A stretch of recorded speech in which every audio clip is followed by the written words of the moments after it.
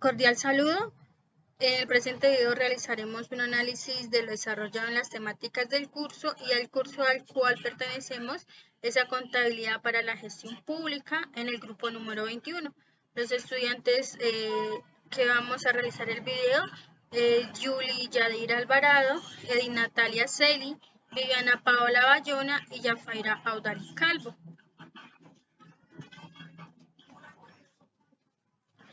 Les estaré hablando sobre el Estado y su estructura. El Estado es una forma de organización política y social formada por diferentes instituciones del gobierno a través de las cuales ejerce su poder y soberanía. El Estado también se distribuye en un territorio concreto, delimitado, y está formado por una población determinada, como sus ciudadanos. Esta también está caracterizada por una población que vive en sociedad a la que debe presentar un territorio determinado con sus límites políticos, un gobierno que administra el accionar del Estado mediante los funcionarios, se regula mediante la Constitución o sistema de leyes definidas de manera democrática, el control de los impuestos y también maneja los objetivos que son mantener el orden y el cumplimiento de las leyes, promover el bienestar, la prosperidad y la seguridad de los ciudadanos y administrar los programas de gobierno y asuntos públicos según el mandato de los ciudadanos. El Estado está estructurado por tres funciones. Una de ellas es la función legislativa. Esta es asignada al Congreso de la República y consiste en la creación, modificación o anulación de las leyes, donde el Congreso además tiene como función controlar el Poder Ejecutivo. Cada una de ellas lucha por la aprobación y o derogación de las leyes por el mejor funcionamiento de la República. Bueno, ¿quiénes conforman el Poder Legislativo? El Poder Legislativo está conformado por diputados o senadores, también conocidos como congresistas o parlamentarios. Todos ellos forman parte de un cuerpo plural de debates llamado Asamblea Legislativa. En las atribuciones o en las funciones del Poder Legislativo está la formulación de discusión y aprobación de las leyes que rigen la nación, la administración del presupuesto nacional y la aprobación de cualquier partida presupuestaria solicitada por los demás poderes. También supervisa el funcionamiento de los demás poderes públicos, especialmente el Ejecutivo, debido a ratificar por escrito cualquier convenio, tratado o acuerdos firmados. En caso de alguna crisis de emergencia, el Congreso puede ratificar, destruir o investigar cualquier personero político. La importancia de la función legislativa es el poder legislativo, es clave en una república democrática, ya que sirve como un contrapeso importante para el resto de los poderes. Esto se debe a que debate y vota de leyes de forma independiente a cualquier postura de poder ejecutivo. Además, sus decisiones, tanto de leyes nuevas como de modificaciones, son necesarias en las leyes. Encontramos también lo que es la función judicial, donde dice que el Poder Judicial es el encargado de verle por el cumplimiento de la ley, es decir, se ocupa de la resolución de los conflictos en la sociedad, siguiendo de lo que dicta la Constitución y del ordenamiento jurídico que corresponde. Está caracterizado por donde debe tener a la ley por encima de todas las cosas, la cual le permite incluso juzgar las acciones de otros poderes públicos cuando éstas contraigan lo dispuesto en la Constitución que rige al Estado. Por otro lado, el poder jurídico es el único de los poderes públicos que no es electo por voto directo de la población, sino por juicio de mérito y evaluación de parte de otros poderes públicos. ¿Quiénes conforman este poder? Se dice que lo conforman los juzgados y los tribunales. Allí se ejerce la justicia mediante la revisión de la evidencia, de los argumentos y de lo establecido de las propias leyes. La importancia de la función judicial sirve de ente regulador de los otros dos poderes públicos, impidiéndoles tomar acciones por fuera de la Constitución, sostiene la justicia y por ende la paz.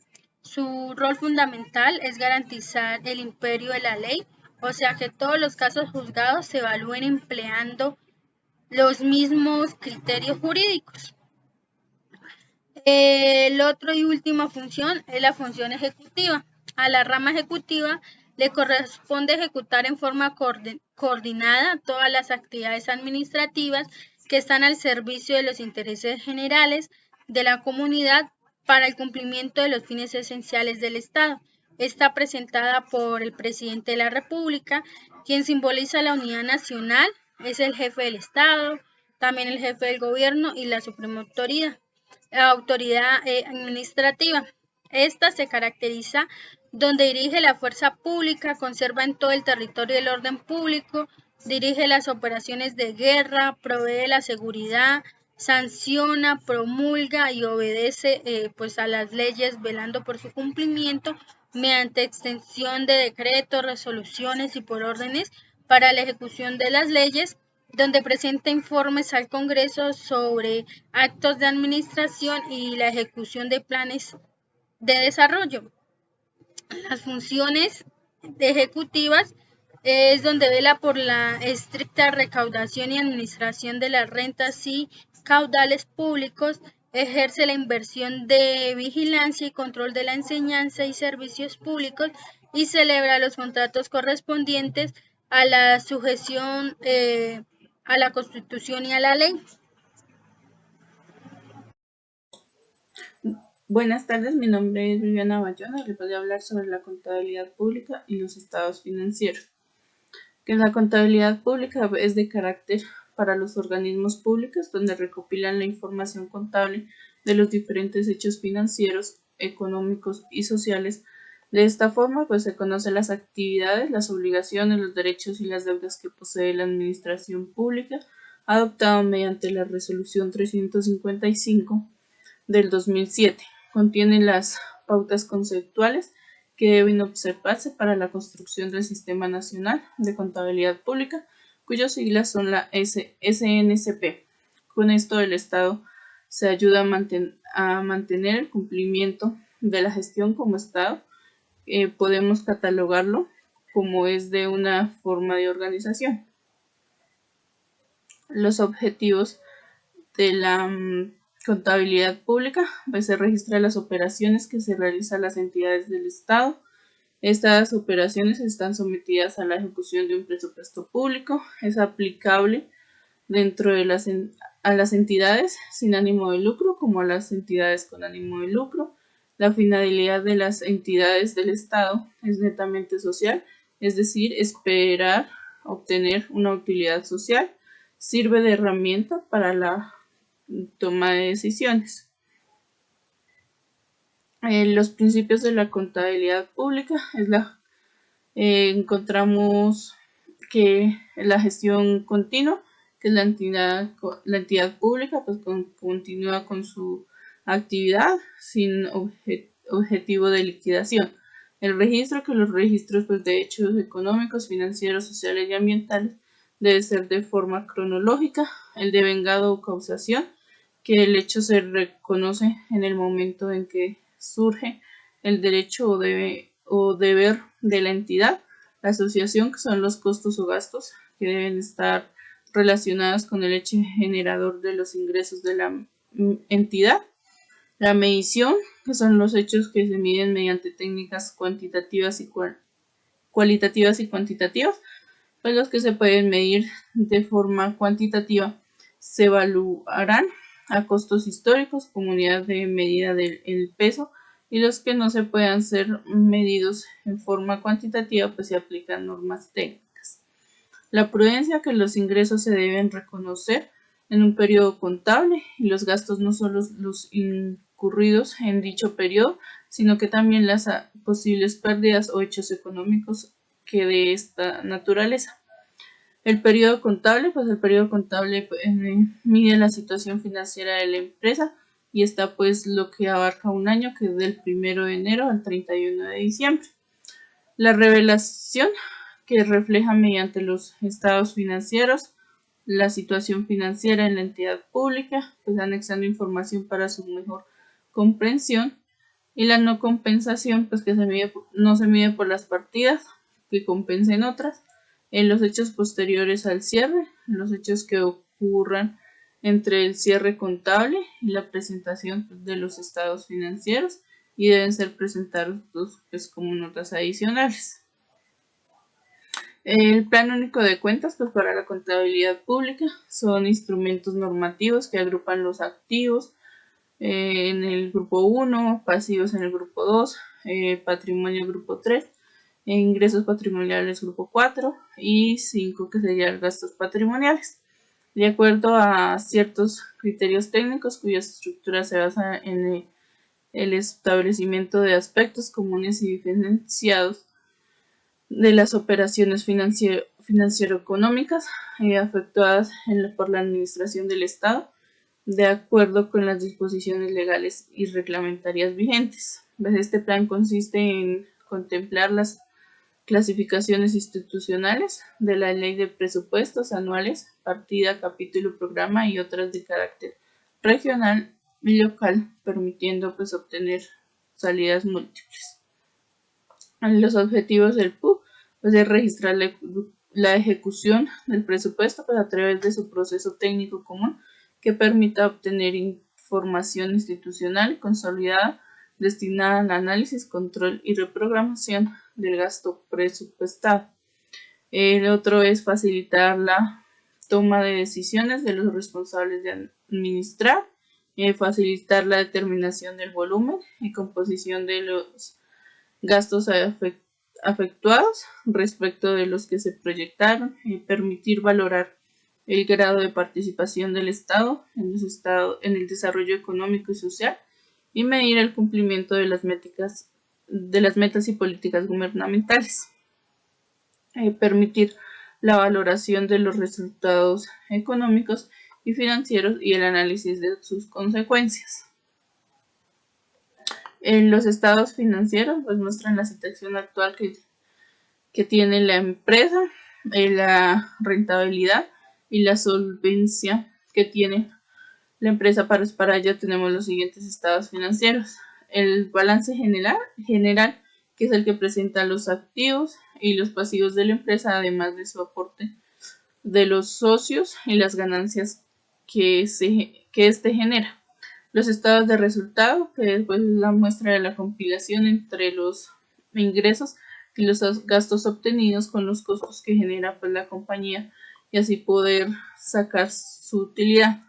Los flujos de caja, que son los movimientos de ingresos y egresos de las empresas y así poder obtener pues, la cantidad de capital existente a final de un periodo, y el estado de cambio.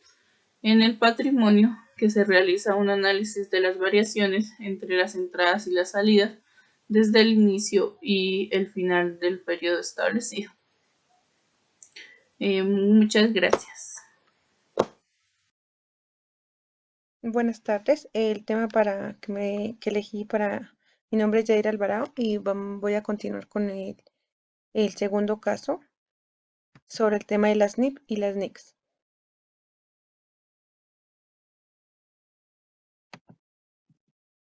Bueno, inicialmente vamos a hablar sobre las NIP. Corresponden a un conjunto de normas legales exigibles y globalmente aceptadas, basadas en principios para los estados financieros, y permiten que la información contenida en estos estados financieros sea clara y transparente, y que puedan ayudar a los gerentes a tomar las mejores decisiones para su empresa. Desde ahí se reemplazó el término contabilidad por información financiera. Son un tema de calidad contable que incrementa el juicio profesional, tiene un propósito financiero y su objetivo es alcanzar un lenguaje global en términos contables. Las normas afectan a la toma de decisiones de las entidades que se sitúan dentro de un determinado país o fuera de él. Características cualitativas de las NIF: comprensibilidad, relevancia, fiabilidad, esencia sobre forma, prudencia, integridad, comparabilidad, oportunidad. La mayor ventaja de las NIF es la adopción de un lenguaje único que facilita el reporte de la información financiera. Aunque varias empresas han implementado las NIF, hay muchas que no la conocen. Bueno, vamos a escribir algunas de las NIF. Entonces hablamos de la NIF 1. Esta norma enuncia que los primeros estados financieros con arreglo a las NIF deberán ser los primeros estados financieros anuales en los cuales la entidad adopta las NIF, mediante una declaración explícita y sin reservas, contenida en tales estados financieros del cumplimiento con las NIF. También exige que las entidades deberán preparar un balance de apertura con arreglo a NIF en la fecha de transición a las NIF. Este será el punto de partida para su contabilización. La segunda, el objetivo de esta NIF consiste en especificar la información financiera que ha de incluir una entidad cuando lleve a cabo una transacción con pagos basado en acciones. En concreto, requiere que la entidad refleje en el resultado del periodo y en su posición financiera los efectos de las transacciones con pagos basados en acciones, incluyendo los gastos asociados en las transacciones a las que se conceden opciones sobre acciones a los empleados. La tercera NIF tiene como objetivo especificar la información financiera a revelar por una entidad cuando lleve a cabo una combinación de negocio. La NIF 3 define la combinación de negocios como aquella operación en la que una empresa adquiere el control de uno o varios negocios. Se entiende por control a estos efectos el poder de dirigir la política financiera y de explotación de un negocio con la finalidad de obtener beneficios económicos de sus actividades. La NIF 5 es especificar el tratamiento contable de los activos mantenidos para la venta. En particular, requiere que los activos que cumplen los criterios para ser clasificados como mantenidos para la venta sean elaborados al menor valor entre su importe en libros y su valor razonable. Hablamos de la NIF 6, que su objetivo es especificar la información financiera relativa a la exploración y evaluación de los recursos minerales, permitiendo que una entidad desarrolle una política contable para activos para exploración. Exige que las entidades que reconocen activos para la exploración y evaluación realicen pruebas de deterioro de valor sobre ellos, cuando los hechos y circunstancias sugieren que el importe en libros de los activos exceda su importe recuperable. La NIF 7 es requerir que las entidades que en sus estados financieros revelen información que permite a los usuarios evaluar la relevancia de los instrumentos financieros en la situación financiera y en el rendimiento de la entidad. La NIF 8 exige que las entidades revelen información que permita que los usuarios de sus estados financieros evalúen la naturaleza y los efectos financieros de las actividades del negocio que desarrollan. La NIF 9 establece los principios a usar para el tratamiento de la información financiera sobre activos y pasivos financieros, de forma que se presente información útil y relevante para los usuarios de los estados financieros. La NIF 11, una operación conjunta es un acuerdo conjunto mediante el cual las partes tienen el control conjunto. La NIF 12, el objetivo es requerir que una entidad revele la información que permita a los usuarios de estados financieros evaluar su naturaleza. La NIF 13 define el valor razonable, establece una sola norma para medir la información. La NIF 14 permite a una entidad que adopta por primera vez la NIF que está dentro de su alcance continuar reconociendo y midiendo sus saldos de las cuentas de diferimientos de actividades reguladas. La NIF 15, en cambio, establece un marco único y exhaustivo que establece qué cantidad de ingresos resultantes de contratos llevados a cabo con clientes. El objetivo general de la NIF 16 es que las entidades den información que permitan a los usuarios de los estados financieros evaluar el efecto de los arrendamientos en la situación financiera. Y la NIF 17 es contratos de seguro. Establece los principios para el reconocimiento, medición, presentación e información a revelar de los contratos de seguro. El objetivo es asegurar que una entidad proporcione información relevante que represente fidedignamente esos contratos. Ahora vamos a hablar sobre las NIFs.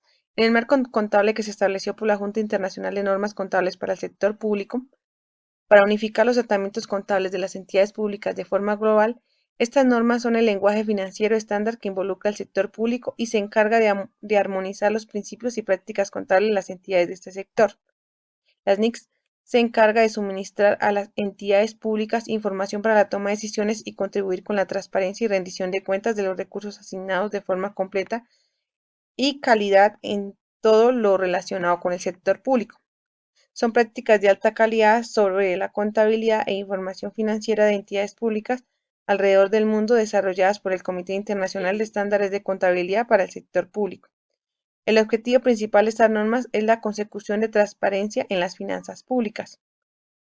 Tenemos algunas diferencias entre las NIF y las NIC. Decimos que las NIC se aplican en las transacciones del Estado que administra recursos públicos y las NIF están aplicadas a entidades con fines lucrativos. Las NIC mantienen como regla general el tratamiento original de las NIF Las NIF para la mayoría de transacciones, a menos que haya un problema importante del sector público cuya solución requiera adaptarse a los criterios establecidos por las NIF. La información contenida en los estados financieros NIF de contabilidad de causación son considerados útiles tanto para propósitos de contabilidad como para propósito de toma de decisiones. Las NIF buscan comparación de los importes de presupuesto y los importes reales que surgen de la ejecución del presupuesto en los estados financieros de las entidades a las que se les requiere. Y por otro lado, las NIF no se presenta información presupuestal. Las empresas que usan NIF reciben ingresos por vender o prestar algún servicio. En cambio, el Estado recibe ingresos sin prestar alguna contraprestación. En este caso, hablamos de los impuestos que deben pagar las empresas privadas por prestar los servicios. Muchas gracias.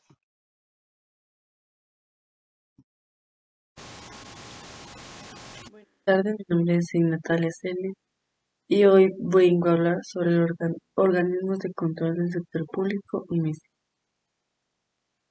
En Colombia, los organismos de control del sector público son Contraloría General de la República. Es el máximo órgano de control fiscal del Estado. Como tal, tiene la misión de procurar el buen uso de los recursos y bienes públicos y contribuir a la modernización del Estado mediante acciones de mejoramiento continuo en las distintas entidades públicas.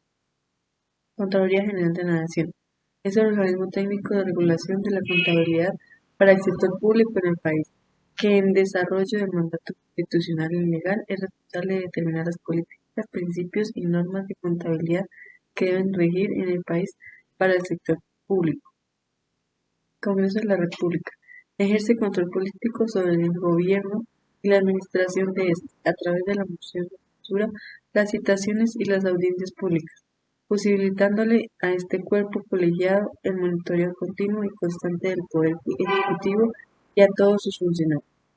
Procuraduría General de la Nación es la entidad que representa a los ciudadanos ante el Estado y quien ejerce control disciplinario. Es el máximo organismo del Ministerio Público, conformado además por la Defensoría del Pueblo y las Personerías. El modelo estándar de control interno, MESI, que se establece para las entidades del Estado, proporciona una estructura para el control a la estrategia, la gestión y la evaluación en las entidades del desarrollo, cuyo propósito es orientarlas hacia el cumplimiento de sus objetivos institucionales y la contribución de estos. Estos conllevan 3 etapas. Etapa 1, planear el diseño e implementar el sistema de control interno. Etapa 2, diseñar e implementar el sistema de control interno. Etapa 3, evaluar la implantación del modelo estándar de control interno, MESI. Orienta a las entidades con el cumplimiento de sus objetivos constitucionales. También está caracterizado por 3 objetivos para el cumplimiento del control interno. Autocontrol: detectar desviaciones y efectuar correctivos para el adecuado cumplimiento de los resultados que se esperan en el ejercicio de su función, de tal manera que la ejecución de los procesos, actividades y o tareas bajo su responsabilidad se desarrollen con fundamento en los principios establecidos en la Constitución Política. Autorregulación: es la capacidad institucional para aplicar de manera participativa al interior de las entidades los métodos y procedimientos establecidos en la normatividad que permitan el desarrollo e implementación del sistema de control interno bajo un entorno de integridad, eficiencia y transparencia en la actuación pública. Autogestión: es la capacidad institucional de toda entidad pública para interpretar, coordinar, aplicar y evaluar de manera efectiva, eficiente y eficaz la función administrativa que le ha sido asignada con la Constitución, la ley y sus reglamentos. Sin embargo, el control no solo debe ser externo, también debe existir uno interno. De esa forma, las entidades transmitirán mayor confianza a los grupos de interés y funcionará de forma eficiente. Por lo tanto, en dichas entidades existe el MESI, modelo estándar de control interno, que es una herramienta compuesta por directrices para la evaluación de las actividades que ejecutan los servidores públicos y así garantizar que los funcionarios realicen sus actividades correctamente, contribuyendo al cumplimiento de objetivos de la entidad pública. Muchas gracias.